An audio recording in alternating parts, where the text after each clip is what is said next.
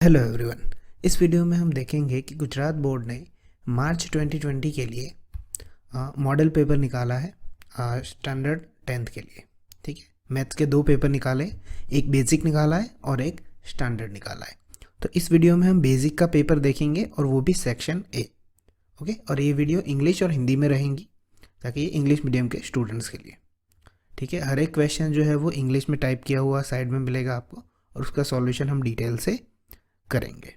ठीक, तो हम इस वीडियो में सेक्शन ए करते हैं। उससे पहले इंस्ट्रक्शन देख लेते हैं।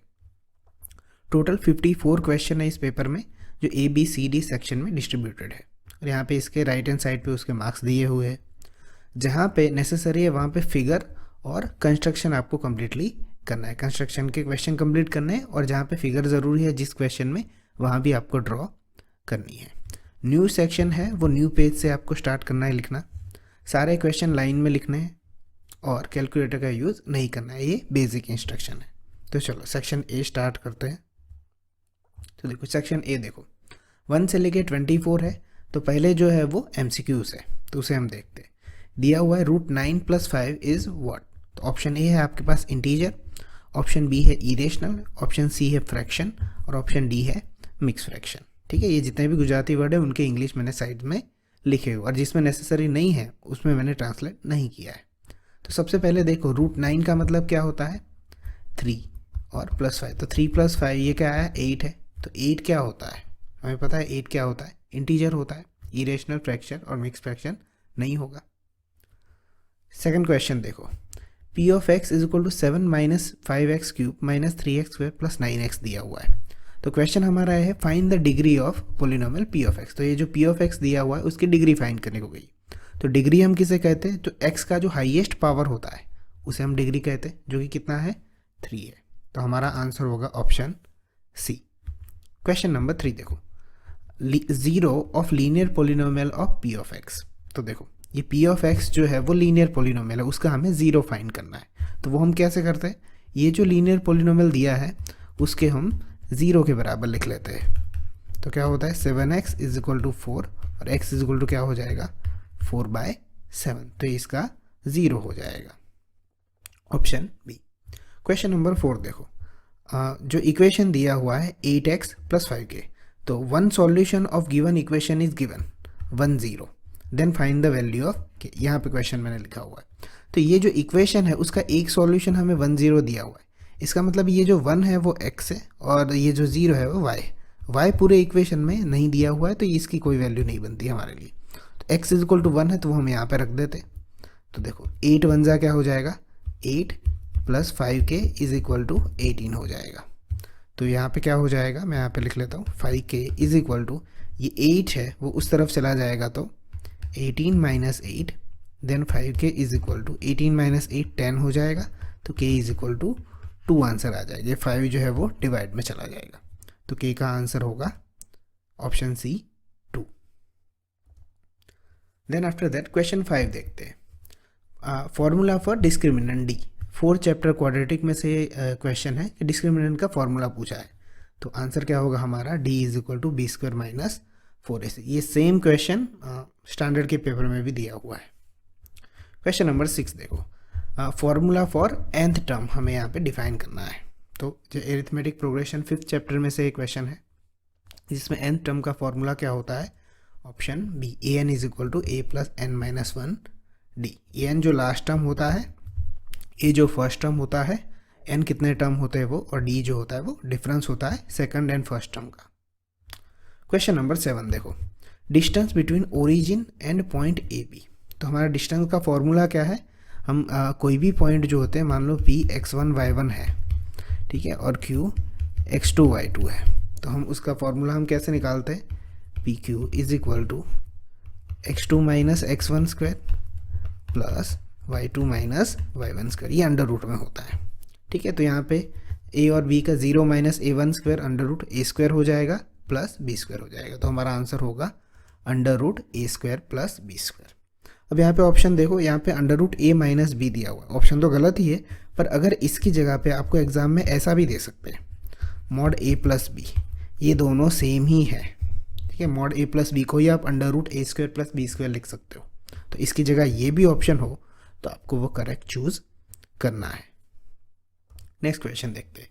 क्वेश्चन नंबर 8, ये ट्रिग्नोमेट्रिक आइडेंटिटी है, sine square plus cos square is equal to क्या हो जाएगा, 1 हो जाएगा।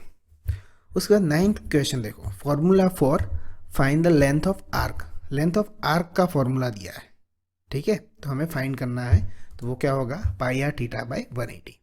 अब इस चीज़ को अच्छे से समझना, ये जो लघुचाप दिया है वैसा ही वैसा एक गुरुचाप होता है, ठीक है। अब अच्छे से समझना इस चीज़ को, हमें ये जो 2 वर्ड है ना एनसीईआरटी में नहीं है, गुजराती मीडियम की बुक में भी जो नहीं है, पुरानी टेक्स्ट बुक हुआ करती थी उसमें ये 2 वर्ड होते थे। तो लघुचाप का मतलब होता है माइनर आर्क और गुरुचाप का मतलब होता है मेजर आर्क, ठीक है। एनसीईआरटी में हमें सिर्फ माइनर आर्क का फॉर्मूला दिया है, लेंथ ऑफ आर्क करके पाई आर थीटा बाय 180। अगर मेजर आर्क का फॉर्मूला बनाना हो तो कैसे बनाते हैं, तो ये जो पूरा जो सर्कल होता है उसका सर्कमफरेंस होता है 2 पाई आर, ठीक है। तो 2 पाई आर के अंदर से ये जो माइनर आर्क का फॉर्मूला अगर हम माइनस कर दें तो वो मेजर आर्क बन जाता है, यानी कि फॉर्मूला कुछ ऐसा बन जाता है 2 pi r minus pi r theta by 180, ठीक है। तो सिर्फ लेंथ ऑफ आर्क हमारा ये है पाई आर थीटा, जिसे माइनर आर्क ही बोला जाता है, और अगर मेजर आर्क बोले तो उसे सिर्फ 2 पाई आर में से माइनस कर देना है। क्वेश्चन नंबर 10 देखो, find volume for 5 rupees coin. 5 rupees coin का आपको वॉल्यूम का फॉर्मूला है, तो कोई भी कॉइन हो उसका फॉर्मूला होता है, सिलेंडर का जो वॉल्यूम होता है वो पाई आर स्क्वायर एच। अगर किसी को नहीं समझ में आता आप ऐसे समझ सकते हो कि 5 रुपीज़ का कॉइन है, उसके ऊपर एक और कॉइन रखो, एक और कॉइन रखो, उस तरह रखते जाओ तो फिगर जो बनेगी वो सिलेंडर की बनेगी। इसीलिए हम कॉइन के लिए सारे फॉर्मूला किसके लगाते हैं, सिलेंडर के लगाते हैं। तो वॉल्यूम होगा पाई आर स्क्वायर एच।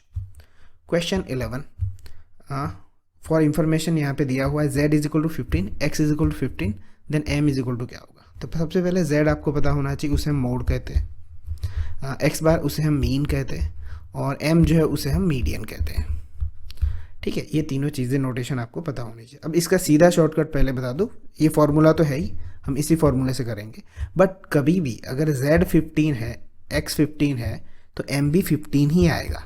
कहने का मतलब अगर कोई भी 2 चीज़ें सेम है तो ऑलवेज तीसरा सेम ही होगा, ठीक है। तो इसमें आंसर होगा 15। अब ये जो फॉर्मूला है हमारा उसे याद कैसे रखें, सबसे पहली बात तो इसे कुछ ऐसे याद रख लो, मैंने कुछ इस तरह से याद रखा हुआ है तो आपको वो ईजी रहेगा। अब सबसे पहले कई बच्चों को ये याद नहीं रहता है, आप क्या करो 3, 2 और 1 लिख लो, ठीक है। सबसे पहले क्या लिख लो 3, 2 और 1 डिसेंडिंग ऑर्डर में। अब देखो ABCD के हिसाब से हमें पता है ना 3 ही लेटर है हमारे पास, M, X और Z। अब अल्फ़ाबेटिकली जाओ, सबसे पहले क्या आएगा, M आएगा, उसके बाजू में लिख दो, ये बीच में इक्वल टू लिखो और यहाँ पे प्लस लिखना मत भूलो। यहाँ पे M और M के बाद क्या आएगा, X आता है और उसके बाद क्या बचा, Z। आप ऐसे याद रख सकते हो, 3, 2, 1 याद रखो, 3 के बाद इक्वल टू, 2 और 1 के बीच में इक्वल टू, तो ऐसे फॉर्मूला जल्दी याद हो जाएगा। तो Z और X की जो वैल्यू है वो हम यहाँ पे रखते 15, 15, ये 15 2 30 हो जाएगा, और ये Z 15 है, तो 30 और 15 कितने हो जाएंगे 45, तो 45 डिवाइडेड 3 कर देंगे तो m हमें मिल जाएगा 15, जो कि हमारा आंसर है। क्वेश्चन नंबर 12 देखो, प्रोबेबिलिटी से डायरेक्ट फॉर्मूले क्वेश्चन है, P of A plus P of A bar is equal to 1 हो जाएगा। चलो अब 13 से 18 जो है वो ट्रू और फॉल्स है। तो 13 क्वेश्चन देखो कि सम ऑफ गिवन पोलिनोमियल यानी कि 3x square plus 5x minus 2 is 5/3, तो इसके हमें सम ऑफ ज़ीरोज़ यहाँ पे लिखना था, sorry for that, sum of zeros of given polynomial, कि ये जो पोलिनोमियल है उसके ज़ीरोज़ का एडिशन कितना होगा। तो हमें सबसे पहले इसको कंपेयर करना है ax square plus bx minus c के साथ, ठीक है। तो a क्या होगा हमारे पास यहाँ पे, a इज़ इक्वल टू 3 होगा, b इज़ इक्वल टू 5, बस हमें सम के लिए इतनी ज़रूरत है। तो हमारा सम का फॉर्मूला क्या है, alpha plus beta is equal to minus b by a, minus वैसा का वैसा, b हमारे पास 5 है और a 3 है, तो कितना आना चाहिए था, सॉरी a जो है वो 3 है, माइनस 5/3 आंसर आना चाहिए, जबकि यहाँ पे क्या दिया हुआ है, पॉजिटिव दिया है, तो ये स्टेटमेंट क्या होगा, फॉल्स होगा। यहाँ पे मैंने हर क्वेश्चन पे इस तरह से लिखा हुआ है। 14 क्वेश्चन देखो, 7 7 7 फॉर्म एन एरिथमेटिक प्रोग्रेशन, क्या ये AP है, ट्रू और फॉल्स। तो AP के लिए हम क्या देखते हैं कि सेकंड टर्म और फर्स्ट टर्म का डिफरेंस जो आए, 7 माइनस 7 क्या आएगा 0, वही सेकंड टर्म और थर्ड टर्म का डिफरेंस होना चाहिए, A3 माइनस A2, तो वो भी 0 है। तो कांस्टेंट डिफरेंस आया जा रहा है, कंटिन्यूसली ये सीरीज है, तो ये स्टेटमेंट क्या होगा, ट्रू होगा। 15 में देखो cos 45 की वैल्यू दी है जो कि टेबल से डायरेक्ट सीधी सीधी याद रखनी है, जो 1/√2 है। 16 देखो, the common point of tangent and the circle is called the point of contact. ठीक है, तो इसे पॉइंट ऑफ कॉन्टैक्ट ही कहते हैं, जो कॉमन पॉइंट होता है टेंजेंट और सर्कल का। तो ये ट्रू है ये स्टेटमेंट भी। 17 देखो, the median is the most frequently occurring observation in ungroup data. अब देखो इस क्वेश्चन को अच्छे से समझना, आप 10th में अनग्रुप डेटा नहीं पढ़ते हो, ठीक है, ये 9th का क्वेश्चन है। आप 10th में पढ़ते हो ग्रुप डेटा के लिए सारी की सारी चीज़ें। तो जो मोस्ट फ्रिक्वेंटली अकरिंग जो अनग्रुप डेटा होता है उसमें मीडियन नहीं आता है, यानी कि ये स्टेटमेंट फॉल्स है। इसमें आंसर क्या होगा, एक्चुअली मोड होगा। सबसे ज़्यादा बार आप 9th में ऐसा पढ़ते थे, सबसे ज़्यादा बार जो फ्रीक्वेंसी रिपीट होती है अनग्रुप डेटा के लिए उसे हम मोड कहते हैं। क्वेश्चन नंबर 18 देखो, the probability of winning match for Hitansh is 0.48 and not winning is 0.52। तो हम ये कैसे काउंट करते हैं, तो यही फॉर्मूला है हमारा, ये जो 12 में था भाई, कि जो उसके जीतने की प्रोबेबिलिटी कितनी है 0.48 और ना जीतने की कितनी है 0.52। क्या उनका एडिशन 1 आता है, तो हमारा आंसर सही है। तो इनका एडिशन हम चेक कर लेते हैं, 8 और 2 10 1, ओके 1 आ जाएगा, 1 आ जाता है, तो ये क्या होगा, स्टेटमेंट ट्रू होगा। नेक्स्ट क्वेश्चन देखते हैं। FI भी है हमारे पास यहाँ पे, ठीक है, 19 से 24। तो क्वेश्चन नंबर 19 क्या है कि लास्ट डिजिट और यूनिट डिजिट, ठीक है, यहाँ पे अंतिम अंक लिखा हुआ है, तो इसमें से कोई भी इंग्लिश मीडियम में वर्ड आ सकता है, लास्ट डिजिट दे सकते हैं या तो यूनिट डिजिट ले सकते हैं। Of 2m 5n where m and n are positive natural number is, यानी कि कोई भी नंबर हम ले रहे हैं यहाँ पे, ये जो दिया हुआ है 2m × 5n, और m और n कैसे पॉजिटिव नेचुरल नंबर है, ठीक है। तो सबसे पहले देखो, तो ये जो भी नंबर बनेगा उसका लास्ट डिजिट हमें पूछा, तो चलो सबसे पहले मैं m = 1 ले लेता हूँ और n = भी 1 ले लेता हूँ, हम चेक करते हैं। तो 2 1 5 1, तो ये क्या हो जाएगा 2 5 10, तो पीछे यूनिट डिजिट क्या आया 0 आया, ओके।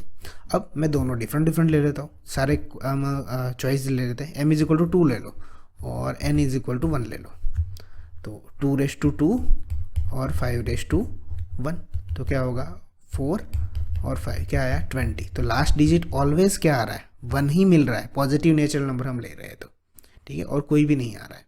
तो मैंने सेम भी ले लिए और डिफरेंट भी ले लिए, तो यहाँ पे आंसर क्या होगा, हमारा यूनिट डिजिट का आंसर होगा 0। p of x = 3x + 5। तो graph of p of x where x is a real number, x कैसा है रियल नंबर है, तो हमें उसका ग्राफ ड्रॉ यहाँ पे क्या आएगा वो देना है, रे आएगा। ऑप्शन हमारे यहाँ पे ये है, रे, लाइन या पैराबोला, ठीक है, ये हमारे पास ऑप्शन है। तो याद रखना हमेशा कि लीनियर पोलिनोमियल दे, लीनियर पोलिनोमियल हम कैसे डिसाइड करते हैं, x के ऊपर पावर 1 होता है तो उसे हम लीनियर पोलिनोमियल कहते हैं, तो उसका ग्राफ ऑलवेज लाइन ही आता है, ठीक है। क्वेश्चन नंबर 21 देखो, line L touches the circle with radius R and centre O at point T, तो OT ब्लैंक L, तो उनके बीच में क्या रिलेशन है। तो ये कुछ ऐसा क्वेश्चन है, अगर मैं सर्कल करूँ और यहाँ पे ये लाइन L ड्रॉ करूँ, O है और यहाँ पे पॉइंट जो है पॉइंट ऑफ कॉन्टैक्ट उसे T नाम दिया और ये रेडियस है, तो OT L से कैसा रिलेशन है, तो रेडियस हमेशा टेंजेंट से कैसी होती है, परपेंडिकुलर होती है, इसलिए यहाँ पे आंसर क्या आएगा, ये परपेंडिकुलर सिंबल आएगा, OT परपेंडिकुलर L, ठीक है। क्वेश्चन नंबर 22 देखो, ratio of 2 circle radii is 3:4, 2 circle की रेडियस का रेशियो दिया हुआ 3:4, the ratio of their area of circle is, ratio of their यहाँ पे लिखना भूल गए हो, area, sorry for that, ratio of their area of circle is. तो देखो 2 सर्कल दिए हुए, तो एक को सर्कल को हम πr1² बोल देते हैं और दूसरे को πr2², इसका एरिया होता है। तो r1 हम 3 ले लेते हैं और r2 क्या ले लेते हैं 4, ठीक है, हम इसको ऐसा रेशियो लिख सकते हैं πr1² πr2², तो इसका मतलब कि पाई कैंसिल हो जाएगा, ये हो जाएगा r1/r2 का स्क्वायर। तो r1/r2 हमें दिए हुए 3/4, 3/4 का स्क्वायर दिया होगा, 3 का स्क्वायर 9 और 4 का 16, तो उनके एरिया का जो रेशियो आएगा वो क्या आएगा 9:16 आएगा। क्वेश्चन नंबर 23 देखो, mode minus mean is equal to blank median minus mean. तो इसमें ये जो ब्लैंक है उसमें क्या आएगा 2, 3 और 4। देखो अभी मैंने आपको फॉर्मूला याद रखवाया था कि कैसे याद रखना है। 3, 2, 1 तो लिख ही दो, बीच में इक्वल टू करो और यहाँ पे प्लस कर दो। सबसे पहले अल्फ़ाबेट में एम, जेड और एक्स में क्या आएगा, एम आएगा, फिर 2 के साथ एक्स आता है और फिर जेड आता है। अब हमें पता है कि एम जो है वो मीडियन है, ठीक है, तो मीडियन के साथ 3 आता है। तो यहाँ पे देखो इस फॉर्मूले में मीडियन सिर्फ एक ही बार है, तो यहाँ पे उसके साथ में क्या आएगा 3 आएगा। हम इसको सॉल्व भी करेंगे, देखो तो mode minus mean is equal to, मैं यहाँ पे 3 रख के ट्राई करता हूँ, आप 2, 3, 4 तीनों रख के ट्राई करो किस में आंसर सही आता है वो देख लेते। तो 3 में रख रहा हूँ, 3 मीडियन माइनस 3 मीन। तो हम 3 मीन को उस तरफ ले जाएंगे, तो mode minus mean plus 3 mean is equal to 3 median. तो 3 मीन में से मीन जाएगा तो क्या बचेगा 2 मीन प्लस मोड और इज इक्वल टू 3 मीडियन। तो यही आ गया फॉर्मूला। 3 मीडियन को हम एम कहते हैं, मोड को हम जेड कहते हैं और मीन को हम एक्स कहते हैं। 3m is equal to 2x plus z. ठीक है, तो हमारा आंसर क्या होगा 23 में, ऑप्शन 2, 3 आंसर होगा। Probability of Ayushi scoring 100 marks out of 100 is. ठीक है, यहाँ पे ये जो स्टूडेंट है उसके 100 में से 100 आए, उसकी प्रोबेबिलिटी क्या है। तो सबसे पहले देखो कि टोटल 100 मार्क्स का पेपर होता है। सबसे पहले आपको टोटल आउटकम पता होनी चाहिए। अब आप सोचो एक बच्चे के 100 में से कितने मार्क्स आ सकते हैं, तो आप 1 से लेके 100 तक काउंट करते हो। ठीक है, ये गलती होती है यहाँ पे, किसी भी बच्चे के 0 भी तो आ सकते हैं ना। तो टोटल आउटकम हमारे कितने हुए 101। नीचे हम क्या रखते हैं प्रोबेबिलिटी के फॉर्मूले में, वो नीचे हम रखते हैं। तो टोटल आउटकम यही देख लो, यही हमारा आंसर है 101। अब उसकी बात करते हैं, उसके 100 मार्क्स आए, तो 100 मार्क्स 100 एक नंबर है तो 1 ऊपर आएगा, 1/101। सो रिमेंबर दैट ऑलवेज, जब भी हम अगर यही पेपर में 90 मार्क्स का कर दूँ ना तो टोटल आउटकम 91 हो जाते हैं, क्योंकि किसी भी बच्चे के 0 भी आ सकते हैं, वो हम काउंट नहीं करते, वो हम भूल जाते हैं। ठीक है, तो probability for getting 100 score is 100 out of 100 is 1/101। ठीक है, तो ये सेक्शन ए था बेसिक का। अब इसके बाद वीडियो आएगा मेरा स्टैंडर्ड मैथ्स के लिए, वो भी सेक्शन ए का। Okay, so stay tune. और उसके बाद बी, सी और डी सेक्शन भी आते रहेंगे। तो मिलते हैं नेक्स्ट वीडियो में, तब तक के लिए बाय। और कोई भी क्वेश्चन नहीं समझ में आया तो आप कमेंट कर सकते हो।